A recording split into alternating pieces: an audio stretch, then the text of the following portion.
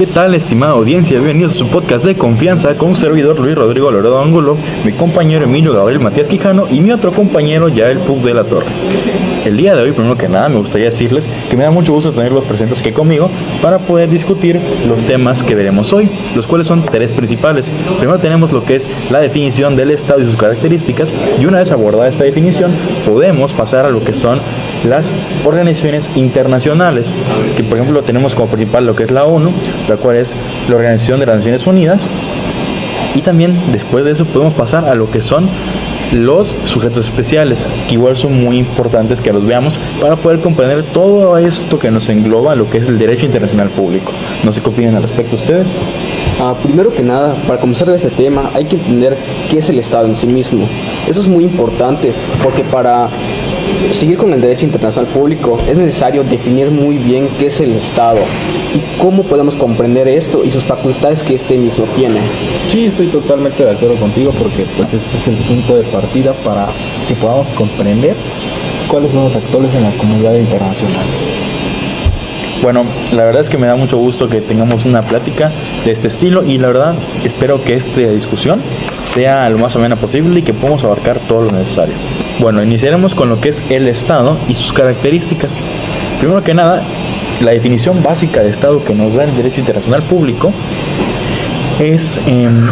lleva tres conceptos principales, tres elementos, mejor dicho. Tenemos primero que nada lo que es la población, después tenemos lo que es el territorio y después tenemos lo que es el gobierno.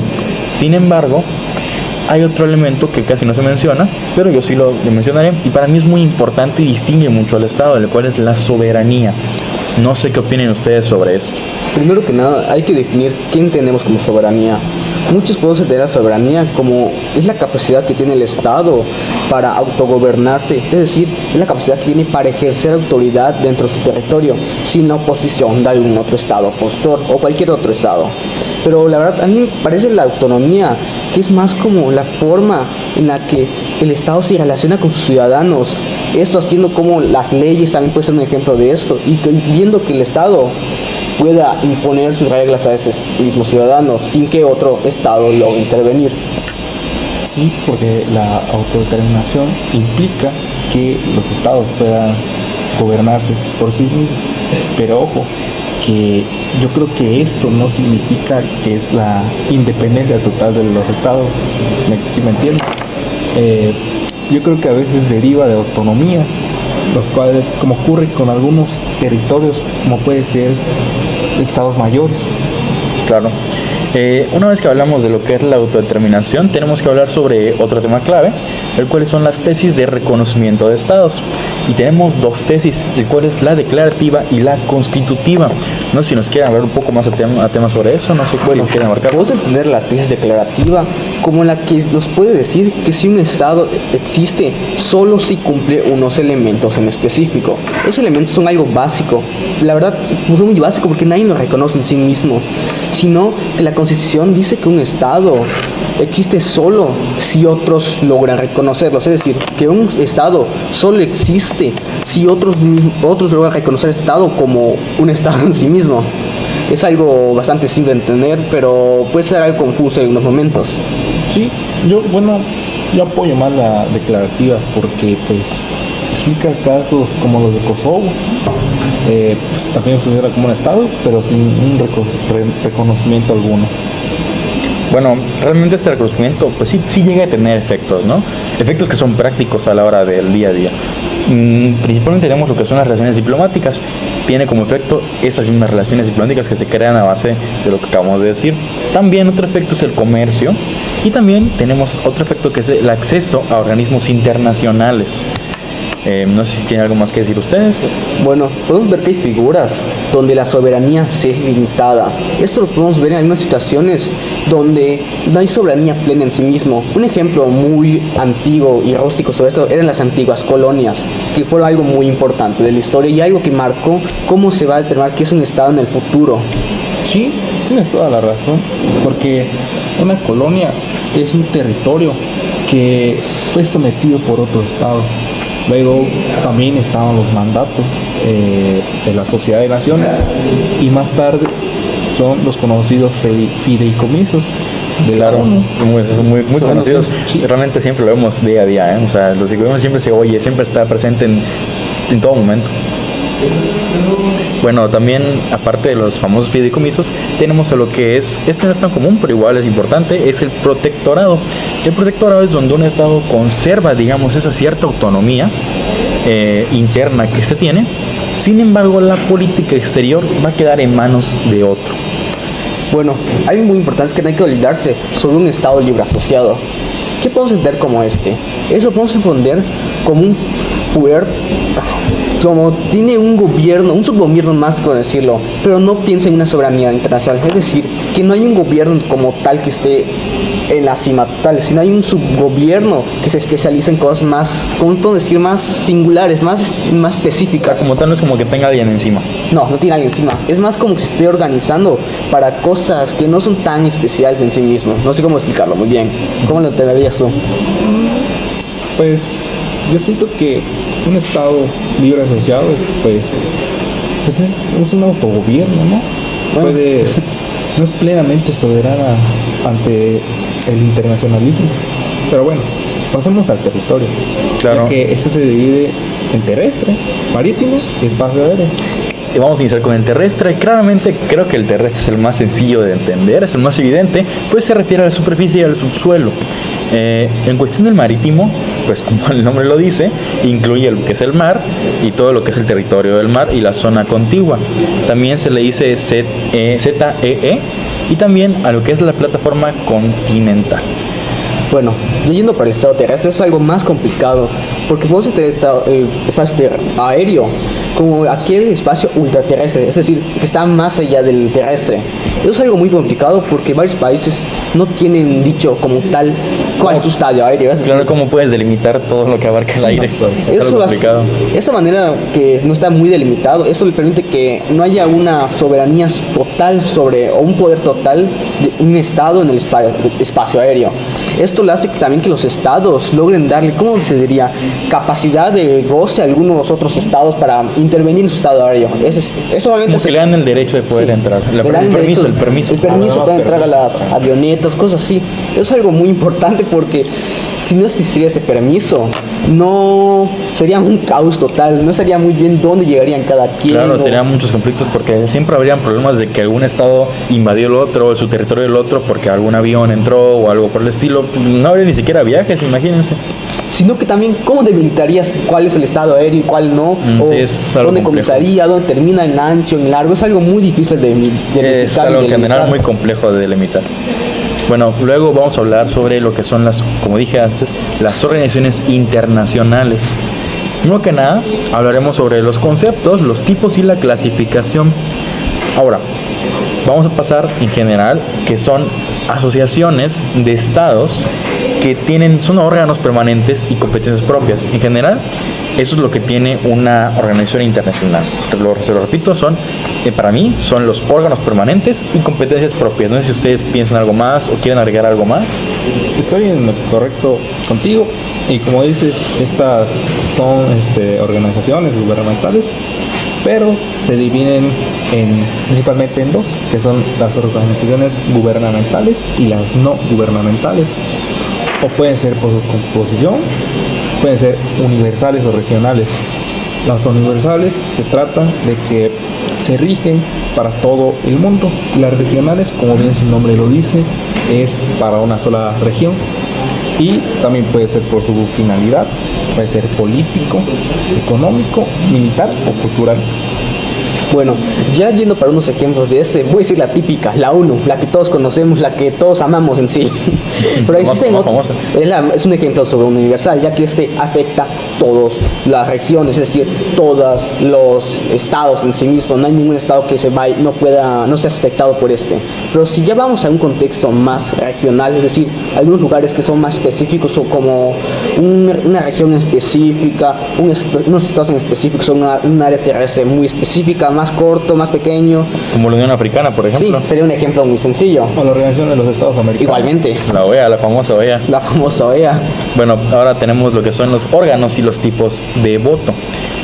Primero que nada, las organizaciones tienen órganos digamos, deliberativos. Deben de tener esos órganos. También deben tener órganos ejecutivos y órganos administrativos. De hecho, eso es un dato curioso, eso lo vimos en clase. Siempre el profe nos dijo que tenemos que tener siempre en organización esos primeros tres, que son deliberativos, otra vez repito, ejecutivos y administrativos. Siempre deben tener al menos esos tres. No sé si recuerdan que se mencionó. Sí. Sí. De hecho, sí. Y pues a mí me gustaría hablar sobre el voto. En estos existen tres principales, los cuales son el voto igualitario, que cada estado tiene uno. También está el ponderado y también está la unanimidad, el cual más adelante me gustaría que lo toquemos.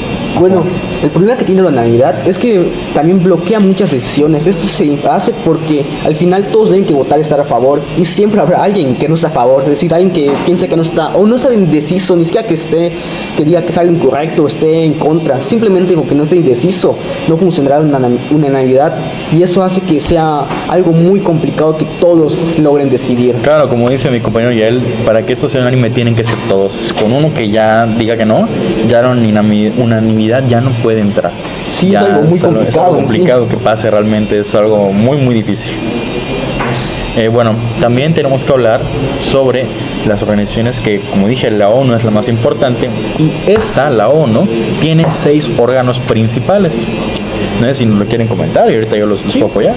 Pues el primero es el Consejo de Seguridad, el cual se encarga de ver por la paz y la seguridad. Y creo que es demasiado importante, yo creo que es muy muy esencial, no sé cómo tú lo veas, Yael, que realmente toda la seguridad depende de este consejo. Pues existen otras organizaciones que también ven eso, pero siento que el Consejo es el que más se especializa en esto en sí mismo. Es decir, es su especialidad. ¿Cómo no va a ser algo que ellos sepan más? Claro. ¿O cómo lo verías? Pues sí, es el principal, el órgano que ve por la seguridad y la paz del mundo. Así que pues es uno de los más importantes. Luego igual tenemos a la Asamblea General, sí, es muy importante. Igual esa la que es deliberativa, no sé, sí es realmente la que se encarga de todo lo que es decisiones. Sí. O también está la Secretaría General, que es la que se encarga de ejecutar las acciones en sí, que es algo también muy importante, porque sin la ejecución no existirían sí las mismas cosas. Sí. Y pues, también está la Corte Internacional de Justicia, que es igual muy importante. Es un organismo muy importante en temas de violaciones de derechos humanos. Luego igual tenemos lo que es un nombre raro, se les va a sonar un poquito extraño, es el ECOSOC. Es más que nada su abreviatura. Es su abreviatura, porque el ECOSOC lo que hace es que nos sirve para los temas económicos y sociales, por eso es ECO de economía, SOC de social. Entonces se enfoca, como dije, en temas que son de economía y temas sociales, así como el Consejo de Administración Fiduciaria, que prácticamente pues ya no funciona, ¿no? Esto ya quedó está devaluada, ya está casi obsoleta, ya realmente ya entraría más el ECOSOC. Bueno, el tema es que se complica un poco más, porque si vemos las agencias especializadas, como lo podrían ser la OMS, la UNESCO también, o un ejemplo, ¿cuál dirías? Pues también puede ser la UNICEF. La UNICEF tiene razón. Es muy mencionada siempre la UNICEF. O algunas otras que la verdad... El ACNUR también es muy importante. Podemos mencionar unas, pero ya están más complicadas. Claro, son muchísimas que son importantes. También. Sí, también son realmente muy complicadas a lo mejor de recordar en el momento, pero son muchísimas que son importantes y tienen mucha relevancia. Y cada uno realmente tiene funciones muy concretas, que pueden ser, por ejemplo, como la salud, la educación, el trabajo, desarrollos económicos. Claro, todo tiene realmente muchas funciones muy variadas. No existe algo que específico que lo vea, puede ver entre todo, puede ser animales, puede ser salud de los ciudadanos, no hay algo específico, puede haber de todo. Cultura, y para todos. Patrimonio. Claro. Patrimonio. Como Campeche, que es patrimonio de la UNESCO. Sí. Eso no me lo sabía. La ciudad de Campeche. Sí, es patrimonio, de hecho sí. Y también me gustaría cerrar con esto, de que la ONU tiene una combinación entre lo que es la centralización y lo que es la cooperación entre los estados. Sin embargo, esto no llega a ser un gobierno mundial, ya que pues como dijimos, es una mezcla entre esta centralización y esta cooperación, ya que no llega a ser tan centralizado y tampoco es como que todos los estados están obligados a cooperar, sino que viene siendo una mezcla que pues por su naturaleza no va a llegar a lo que es un gobierno mundial. Bueno, esto se hace porque, como usted dice, la ONU no le da libertad a los estados para decidir. Esto funciona porque si la ONU estaría metiendo su mano en todos los estados, al final sería el único gobierno mundial, y eso no busca la ONU, sino busca una paz que estén de acuerdo todos y todos en seguir las Yo creo que indicaciones busca más que mandan. nada objetivos a cumplir. Sí, para que todo, eso mismo. pues, todo en el ámbito del derecho internacional salga bien. Claro, no debemos olvidar cuál fue cómo fue que la ONU se creó, ¿no? O sea, la ONU se creó pues con la Segunda Guerra Mundial. Entonces siempre su principal objetivo ha sido ser esta mediación que provoque conflictos entre los estados más adelante. Siempre, como dice todo surge de una necesidad, ¿no? Entonces en ese tiempo la necesidad fue la Segunda Guerra Mundial y evitar posibles conflictos. Sí, pero el problema es que muchos consideran esto que es algo muy problemático de la ONU, porque al no poder intervenir en casi ninguna acción, ¿cómo van a poder hacer para mejorar las cosas? ¿O cómo van a hacer para cambiar las situaciones de algunos países?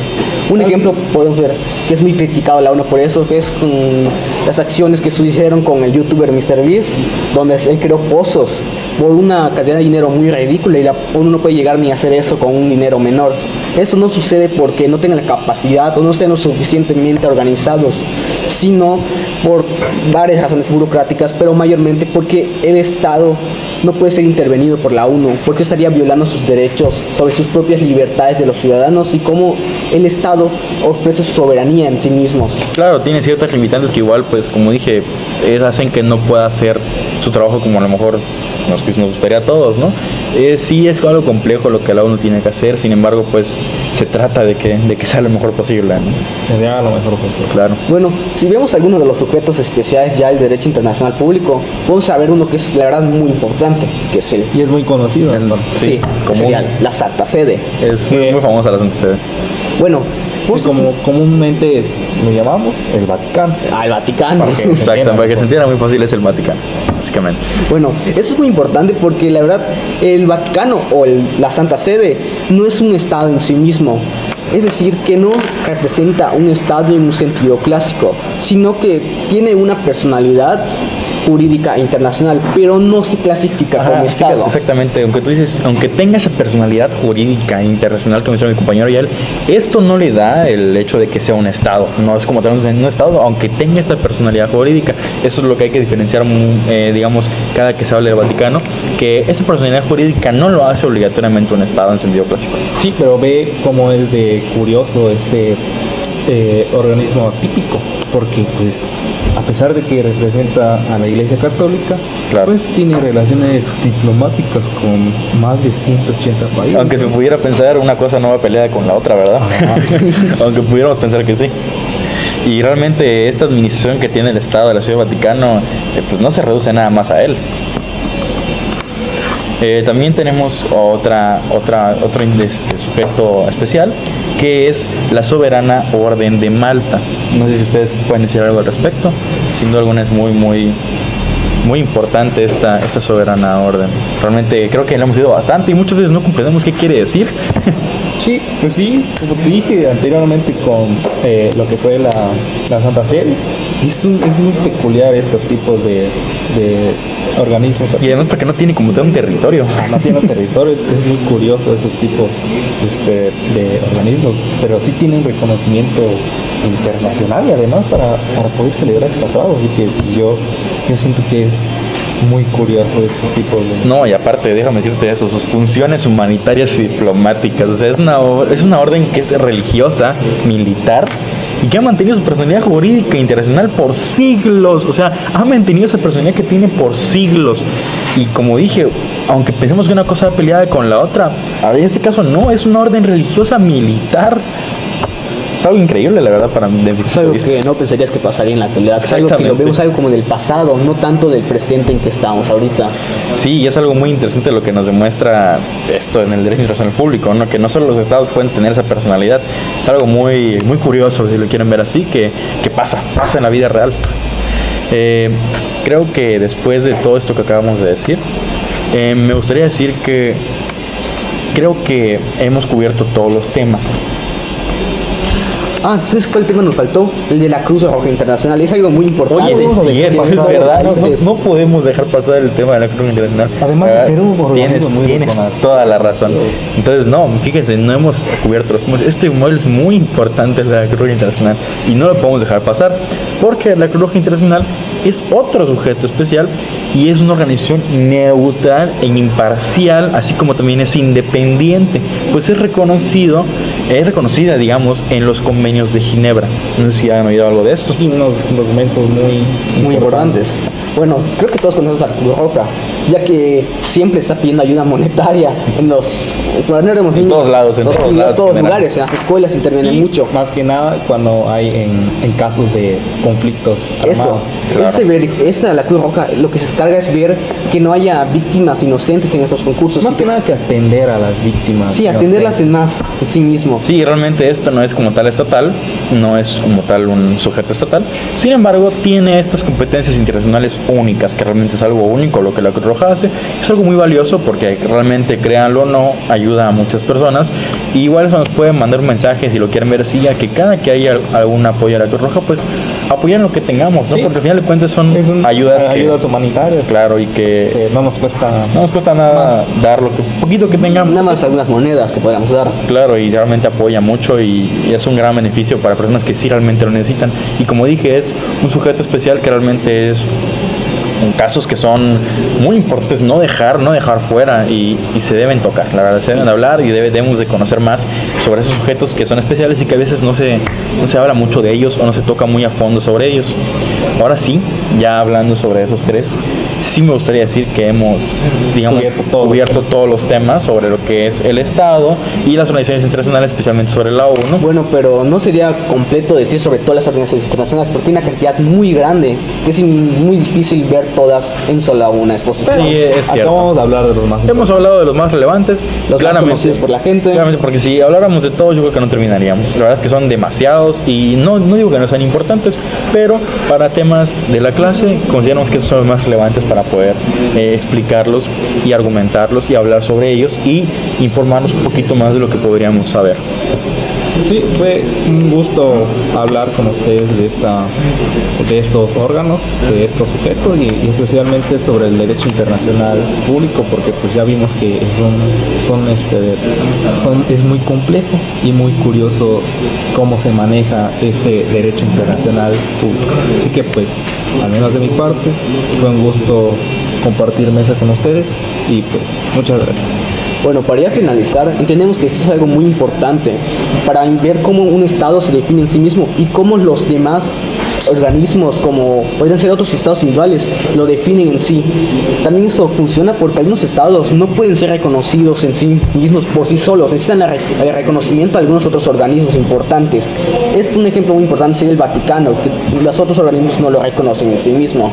Claro. Para ya finalizar, gracias a todos y gracias por un buen debate, buena discusión. Bueno, fue una buena discusión y realmente me da mucho gusto el poder decir que esta discusión fue fructífera, fue amena, nos llevamos muy bien, fue algo que fluyó con bastante naturalidad y me gustaría agradecerles por estar aquí y dar la discusión que realmente yo ya sabía que íbamos a dar una buena discusión en la que pudiéramos sacar buenas ideas y poder, digamos, aprender incluso de nosotros Que hayan mismos. entendido bien. Claro, gracias a nosotros. fomentar este conocimiento de estos temas que son muy importantes para lo que es el derecho internacional público.